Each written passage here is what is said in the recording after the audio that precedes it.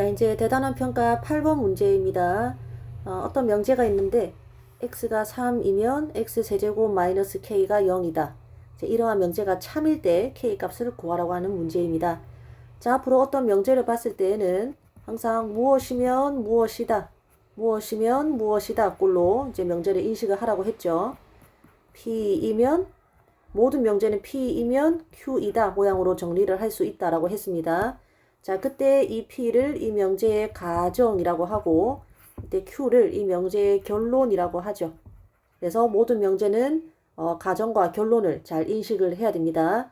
그래서 웬만하면은 뭐뭐이면 하는 부분에서 딱 끄었을 때 요 왼쪽에 있는 것이 주어진 명제의 가정이고 여기가 결론이라고 했었죠.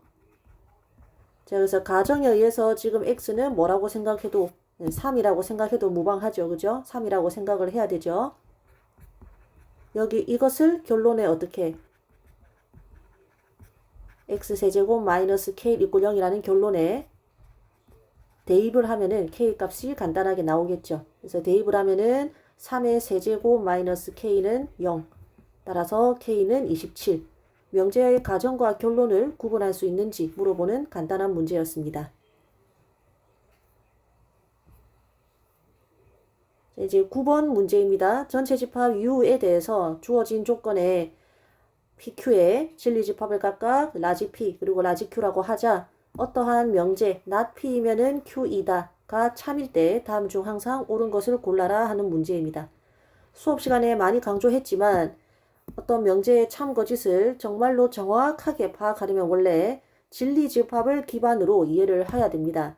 우리 교과서 181쪽에 나와 있듯이 어떤 명제 P이면 Q이다가 참이면 어떤 명제 P이면 Q이다가 참이면 이것은 정확히 무엇하고 똑같으냐? 이 조건 P의 진리집합이 Q의 진리집합에 포함된다라는 말과 똑같다라고 교과서 181쪽에서 배웠죠. 예, 반대로 P이면 Q이다가 거짓이면 P가 Q 안에 포함되지 않는다. 이렇게 이제 이해를 하면 된다라고 배웠습니다. 보통 어떤 명제를 증명할 때 이제 이 명제의 성립 여부 대신에 각각의 진리집합 사이의 관계를 보임으로써 증명을 하죠. 그 말은 어떤 명제의 참거짓을 판단하기 어려울 때는 진리집합으로 이제 생각을 하면 더 분명해질 때가 있다. 그런 뜻입니다.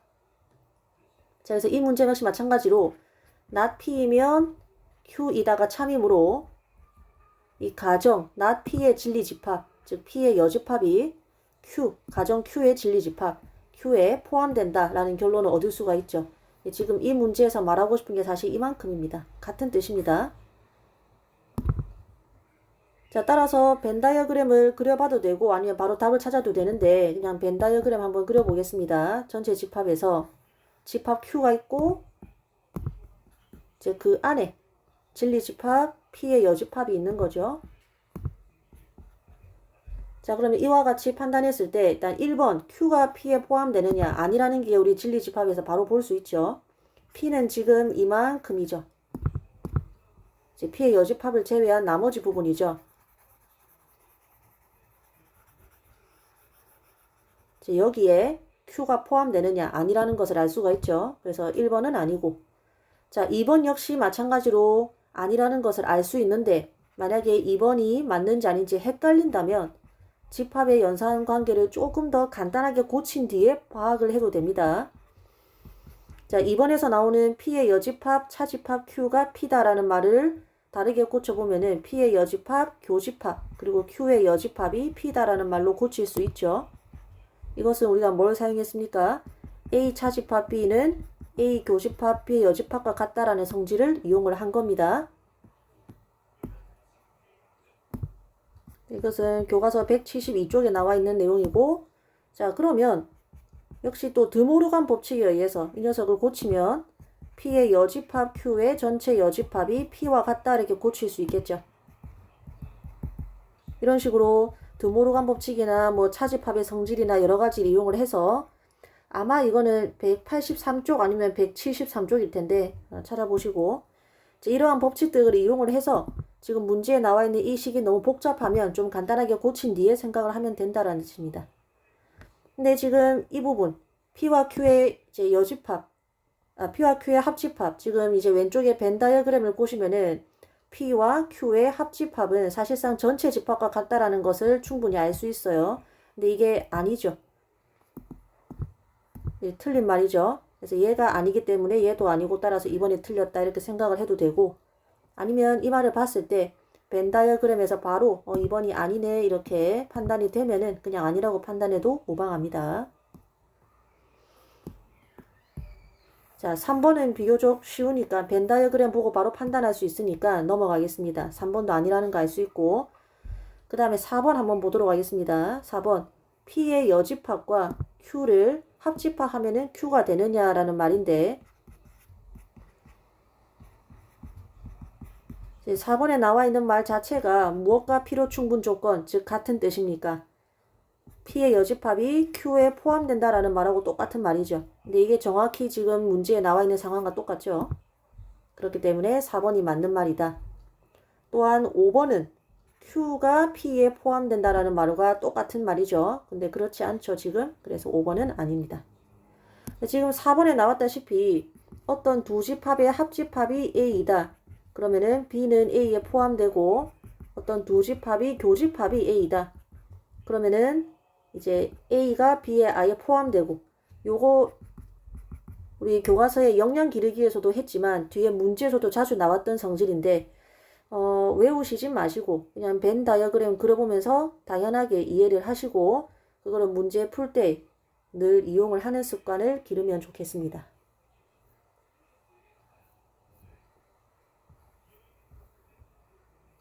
자, 이제 문제 10번입니다. 명제에 관한 문제이고, x, y가 실수일 때 x도 0이고 y도 0이다 라는 조건과 필요 충분 조건인 것을 모두 고르라는 문제입니다.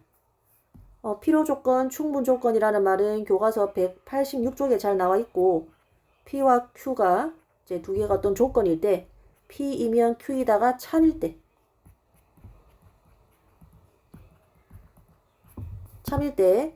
항상 이 참인 명제의 가정이죠. 이면에 해당하는 부분, 이 녀석을 Q이기 위한 무슨 조건? 충분 조건이라고 했고, 그 다음 반대로 참인 명제의 결론에 해당하는 부분인 Q를 P이기 위한 필요 조건이다. 이것은 무엇이 충분 조건이고 무엇이 필요 조건인지 헷갈려서 틀리는 사람이 많다라고 선생님이 누차 수업 시간에 얘기를 했기 때문에 알아서 잘 기억을 하셔야 됩니다. 선생님이 추천했던 방법은 어떤 참인 명제를 발견하면은 화살표 방향을 반드시 왼쪽에서 오른쪽으로 향하게끔 해서 어떤 명제를 표현을 하고, 그때 왼쪽에 있는 것이 무조건 충분 조건, 오른쪽에 있는 것이 무조건 필요 조건이다. 이렇게 이해하면은 방향을 안 헷갈릴 수 있다라고 얘기를 했고, 아니면 이제 화살표가 향하는 방향을 보고 지금 화살표가 P에서 출발하는 걸 볼 수 있죠. 그래서 출발이니까 P는 충분 조건, 이렇게 외우는 방법도 있습니다. 다양한 방법이 있으니까 무엇이 충분이고 무엇이 필요 조건이더라 안 헷갈릴 수만 있으면 됩니다. 그래서 문제 10번을 보도록 하겠습니다. 자, 그래서 이런 필요 충분 조건인지 이런 거 파악을 할 때는 항상 문제에 나와 있는 조건을 좌우로 적어 주시고 차분하게, 그리고 P이면 Q가 성립하는지 Q이면 P가 성립하는지를 곰곰이 따져야 되죠. 일단 P이면 Q가 성립하는지 생각해 봅시다. X값도 0이고 Y값도 0이면 당연히 XY 값은 0이죠. 그래서 P이면 Q이다가 성립합니다. 그냥 쉽게 오른쪽으로 가는 방향이 성립한다 이렇게 말하기도 합니다. 자, 이제 왼쪽으로 가는 방향이 성립하는지 한번 봅시다. 이 말은 XY가 0이라는 말은 둘 중에 하나가 0이 아니어도 괜찮다는 말이죠. 예를 들면 X가 1이어도 Y가 0이면 곱해서 0이 되니까요. 그죠? 그래서 X랑 Y가 둘 다 0일 필요는 없습니다. 자, 그래서 XY가 0이면 X, Y 모두 0이다 라는 말은 거짓 명제입니다. 선생님이 수업 시간에 얘기했다시피 거짓 명제의 경우는 느낌으로 풀지 말고 항상 발레를 언급을 하고 지나가는 습관을 들이라고 했었죠. 그래서 발레를 한번 적어보면 여기 있는 것처럼 하나는 0이지만 다른 하나는 0이 아닌 예를 들면 되겠죠. 발레라는 게 뭡니까? 가정은 만족하지만 결론은 만족하지 않는 예를 말하죠. 근데 지금 이러한 예는 가정은 만족하지만 결론은 만족하지 않는 좋은 발레가 되겠죠. 그래서 발레를 정확하게 언급하고 넘어가야 됩니다. 자, 그러면 우리가 P이면 Q도 성립하고 Q이면 P도 성립할 때, 즉 쉽게 얘기해서 P이면 Q이고도 참이고 Q이면 P이다도 참일 때 이것을 이렇게 양쪽 양방향 화살표를 표현하고 P와 Q는 서로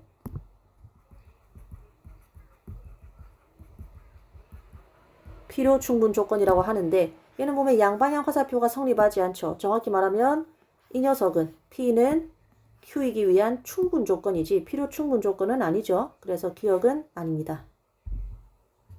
자, 그 다음에 니은 역시 문제에 나와 있는 XY 모두 0이다라는 조건과 여기 XY 두 개 더한 것이 0이다. 나란히 적어놓고 P이면 Q에다가 성립하는가 Q이면 P에다가 성립하는가 따져보면 되겠죠. 자, 먼저 P이면 Q에다가 성립합니까? 전혀 아니라는 걸 알 수 있고 발레도 찾을 수 있습니다. 자, 왼쪽에서 오른쪽으로 발레 한번 찾아보면은 요게 아니고, 자, 미안합니다. 이게 아니고 요거는 성립하죠. 이건 당연히 성립하죠. 발레가 아니고 XY 둘 다 0이면 당연히 더하면 0이죠. 얘는 성립하는데 오른쪽에서 왼쪽으로 가는 게 당연히 아니죠. 미안합니다. 요거는 발레를 찾기가 쉽죠. 자, 더해서 0이 되지만 각각이 0이 아닌 예를 찾아보면은 뭐 이러한 예가 있을 수 있겠죠. 가정은 만족하지만 결론은 만족하지 않는 예가 되죠. 그래서 니은 역시 필요 충분 조건은 아닙니다. 자, 그 다음에 디귿 보시면 x, y 둘 다가 0인 것과 x제곱 플러스 y제곱이 0인 것 생각해보면 x, y 둘 다 0이면 당연히 우측 오른쪽 내용이 성립하죠. 그 다음에 오른쪽에서 왼쪽으로 가는 것도 생각해보면 우리 이제 부등식의 성질에서 지금 이 내용보다 훨씬 뒤에 있는 내용이긴 한데 모든 실수는 0보다 크거나 같고 따라서 실수의 제곱, 모든 실수의 제곱은 항상 0보다 크거나 같고 그런 거를 두 개 더해도 항상 0보다 크거나 같은데 만약에 0이 되려면은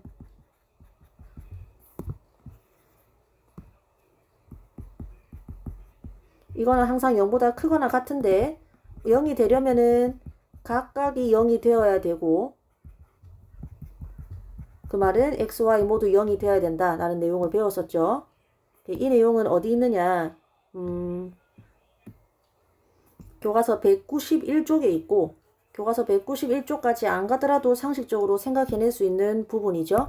그래서 이 말 자체가 성립하려면은 x, y 둘 다 모두 0이 돼야 되기 때문에 디귿은 필요 충분 조건이 된다라는 것을 알 수 있습니다. 자, 그 다음에 리을 디귿 했으니까 리을은 스스로 해봐도 좋을 것 같아요.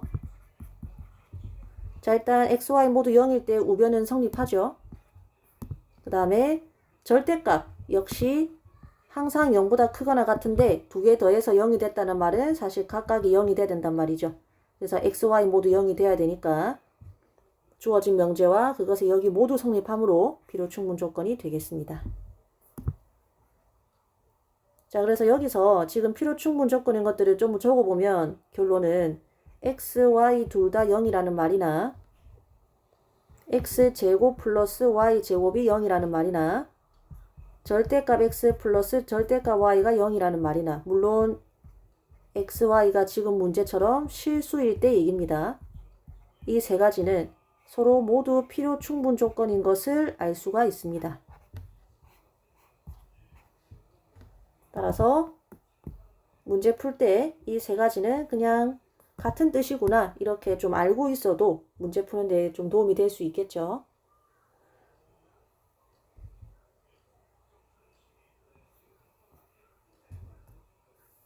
자, 11번 문제입니다. 전체 집합 U에 대해서 두 조건 PQ의 진리 집합을 각각 라지 P, 라지 Q라고 하자. P의 여집합과 Q의 합집합이 전체 집합일 때 P는 Q이기 위한 무슨 조건인지 말하라 이런 문제입니다.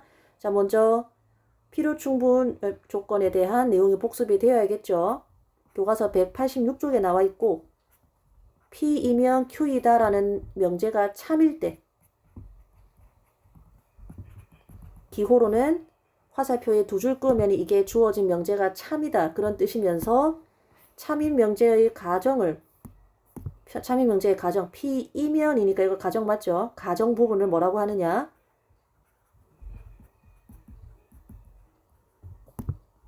Q이기 위한 충분 조건. 그 다음에 참인 명제의 결론을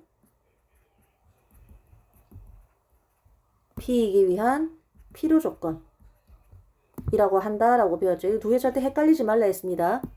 자, 그랬을 때 P이면 Q이다가 성립하면은 P는 Q이기 위한 충분 조건이 되는 거고 반대로 Q는 P이다가 참이면 P는 Q이기 위한 필요 조건이 되는 거고 이제 그거를 여기서 판단을 해내야겠죠. 자, 먼저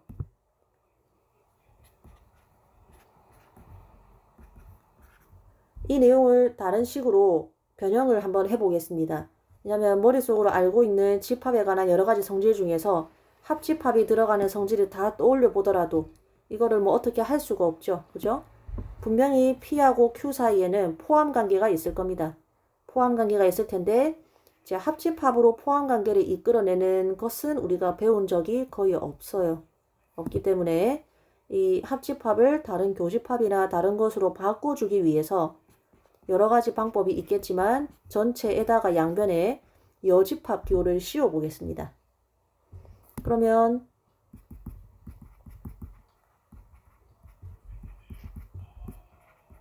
드모르간 법칙에 의해서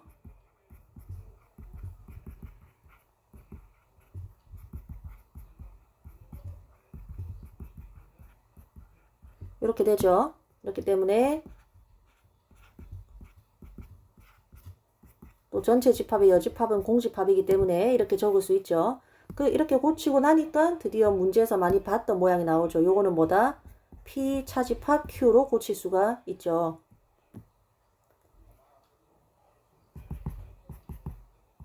참고로 A 차집합 B가 A 교집합 B의 여집합과 같다라는 거는 교과서 172쪽에 나와 있고 드모르간 법칙은 173쪽에 나와 있습니다. 참고하시고 그럼 이제 벤 다이어그램 그려보면은 P 차집합 Q가 즉 P에서 Q에 해당하는 원소를 모두 뺐더니 아무것도 안 남는다라는 말은 뭐가 어디에 포함된다?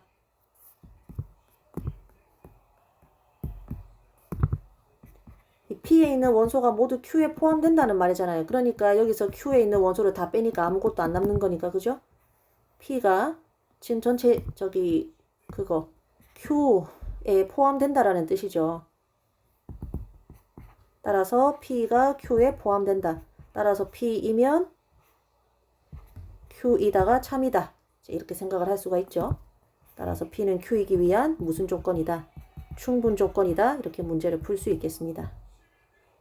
자, 그래서 한 번 더 얘기하지만 처음에 우리가 배운 집합에 관한 여러 가지 성질 중에서 합집합에 관계된 게 생각보다 많이 없는 걸 알 수 있습니다. 그래서 이 상태에서 문제가 안 풀리면은 혹시 교집합으로 바꿔볼까 생각을 할 수 있어야 되고 그 다음에 문제 풀면서도 여기가 교집합이라면 얼마나 좋을까? 그러면 그냥 Q 차집합 P가 될 텐데 이런 생각이 들었다면은 더 교집합으로 바꿔볼 생각을 해야겠죠. 그러면은 합집합을 교집합으로 또는 교집합을 합집합으로 바꿔주는 드모르간 법칙을 생각을 해내서 이렇게 드모르간 법칙을 적용을 했고